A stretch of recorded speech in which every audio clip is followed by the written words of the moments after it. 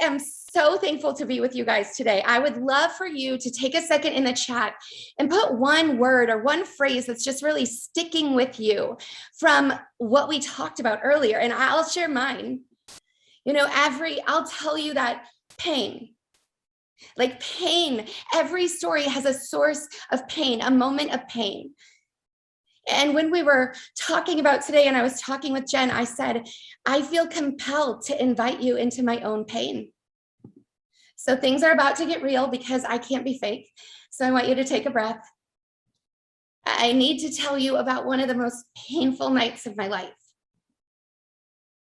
The morning of December 12th, 2015, I sat outside the county jail, and I had just bailed my husband out.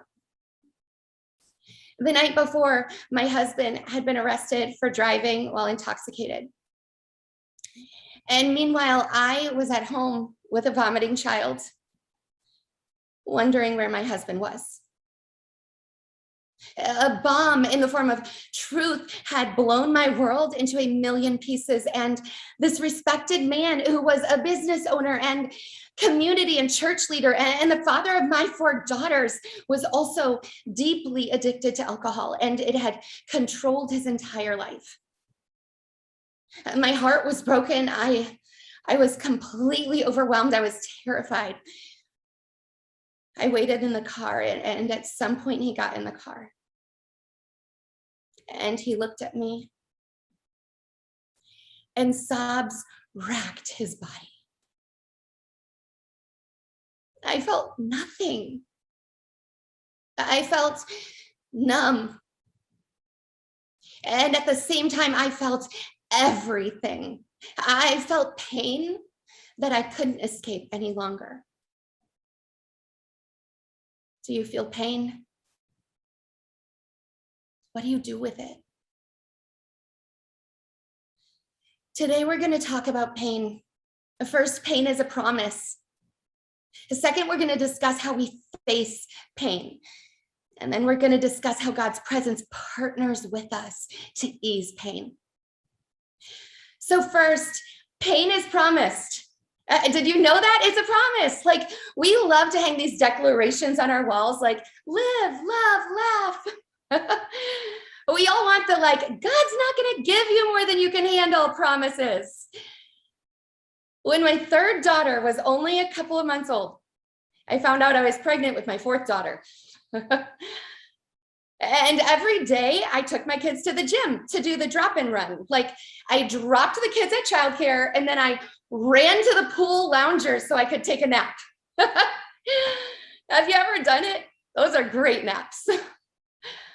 One day, this very sweet Southern lady jumped off a treadmill and she said, Leslie, I am so excited for you. Oh my gosh, just know God will never give you more than you can handle. And that's the wrong thing to say to me in a first trimester. I have no filter. I was like, and I tried to smile the Southern smile, and then I couldn't stop myself. I was like, that's not in the Bible. God will not give you more than you can handle. That's not in the Bible.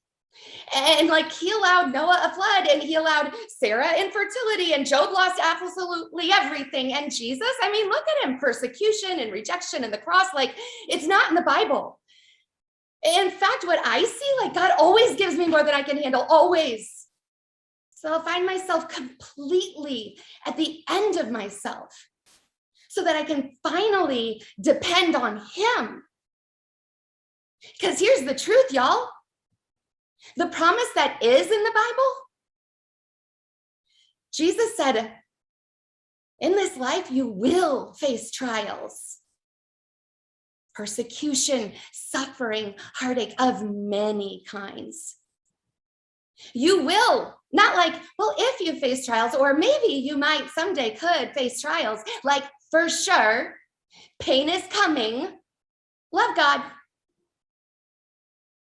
Okay, so pain is promised. Second, how do we face the pain? Paul said in 1 Corinthians 12:10, for Christ's sake, I delight in weaknesses, in insults and hardships. in persecutions and difficulties. For when I'm weak, then I'm strong. What do you think about pain? Do you delight in it like Paul? Most of us would rather avoid pain than face it. There was a season in my life when I had 4 kids, 6 and under, and every day felt like pain. It wasn't like this physical pain. It was a pain that said, you're failing at this. You burned dinner again. You still need to lose 20 pounds. The house is always a disaster. Your best friend just told you that you suck because you haven't spent time with her. Every day was pain. And one day I realized if I just drank a large glass of wine at night, the painful voice got quiet. It silenced the taunting, it numbed the pain, so it wasn't a problem anymore, right? My husband would buy the wine and pour me a glass, and I would drink it, and he would finish the rest of the bottle and open another one. And it worked until it didn't. I'll never forget, it had been 3 weeks since Trey's rock bottom and that night in jail. And I was on this girls' night and there was all this lively conversation going on around me. And I just sat staring at this margarita I had in front of me. And I thought, I am dependent on a substance to help me ease the pain of the day. Or even just be a fun girl on girls' night. And that substance almost destroyed my husband and my marriage and my family and everything we built. This alcohol no longer serves me. I left half of the margarita on the table and I never drank again. And after my last drink, I started to realize I was often in pain, but I was also like pro level at avoiding it. You know what I mean? Like, how do you avoid pain? I mean, we all do it. It's a biological response. It's how we have survived. There's no shame attached to it. We just have to name it.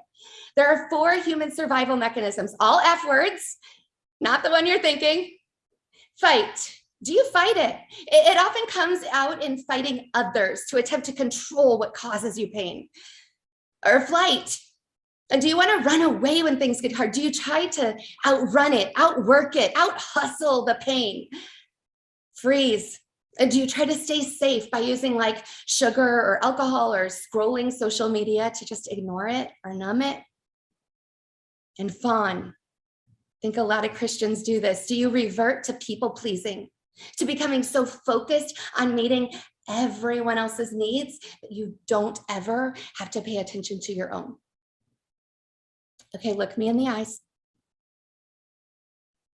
How have you tried to escape it? Has it worked? Has it made it easier? Because the truth is, there's no way to live, laugh, love your way out of that pain. Are you ready to admit you're in pain? What right now, use that paper you guys have out, is breaking your heart? What's scaring you? How are you suffering in this moment? What lies have you been believing that are tormenting you? Is there something in your life that's causing you more pain than you could ever imagine that you won't even talk about? That you're hiding? Even if your life is just full and good and comfortable and everything is perfect right now, could you sit in the fact that we live in a pain-filled world that has completely fallen? Can you sit in the pain that your loved ones are experiencing in this season? This is the deal. When we stop trying to escape it and we can admit that it's there, then we can confront the pain face to face. So for me, when I could no longer outwork it or outrun it or numb it or outgive it, I just chose to go through it. And in the decision to sit in and with the pain, I realized I wasn't alone. So first, pain is a promise. Second, you have to face it to receive the gifts attached to it. And third, God's presence partners with us to ease the pain, because there's not a cure for the pain. There aren't any pills that will actually make it go away or quick fixes, but there is relief in God's presence.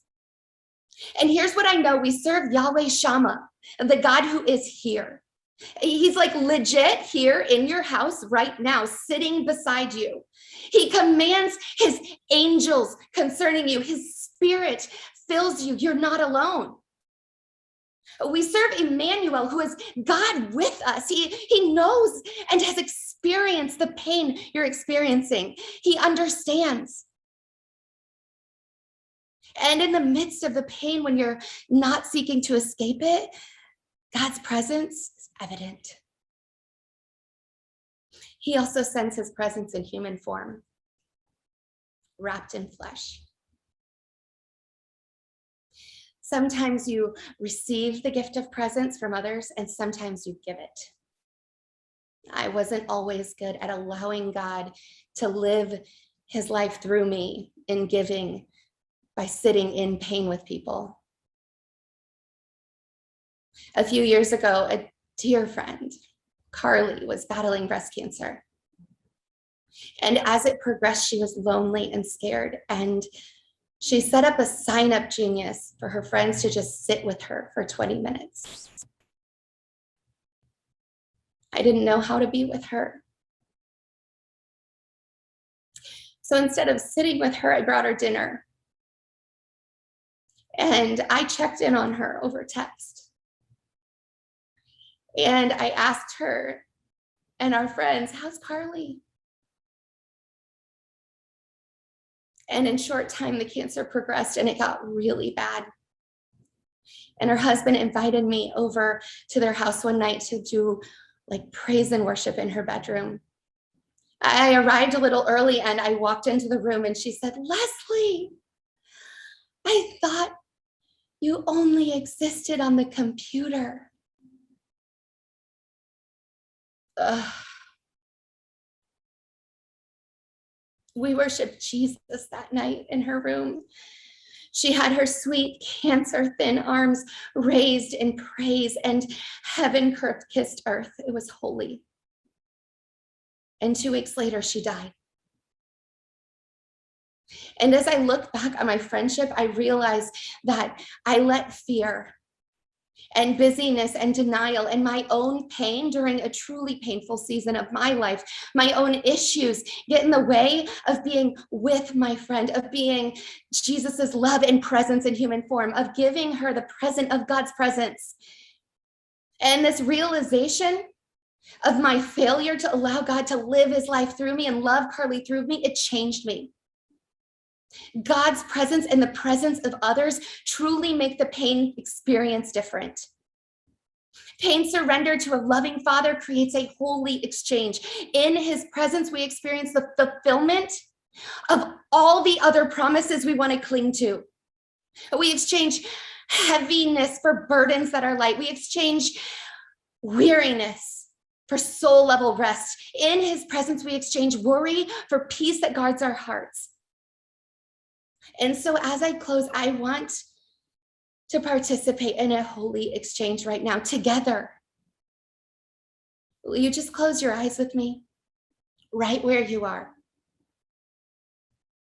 Father, thank you for being here. Holy Spirit, thank you for being near, friends. Right now, can you imagine holding that pain in your hands? Will you imagine laying it at the foot of the cross? Some of you need to imagine that person or that addiction or that thing that's causing you so much pain and allow it to throw yourself at, or throw that at the foot of the cross in anger. Keep your eyes closed. I want you to imagine your Father sitting there with you, knee to knee, looking in your eyes. And I want you to listen to the words that he's saying straight to you. Daughter, I love you. I delight in you. I'm here with you and I'll never leave. I see you, your pain, your fears, your deepest wounds and tears. I hear your cries. I've set you free from the bondage of that addiction, that abuser, those lies. The dreams and desires you think are dead, they're just dormant. I'm breathing new life into them. I believe in you. I'm for you. Nothing can separate you from my love. I love you. I love you. Now ask God one more thing. What gift do you have for me in exchange for this pain that I threw at your cross?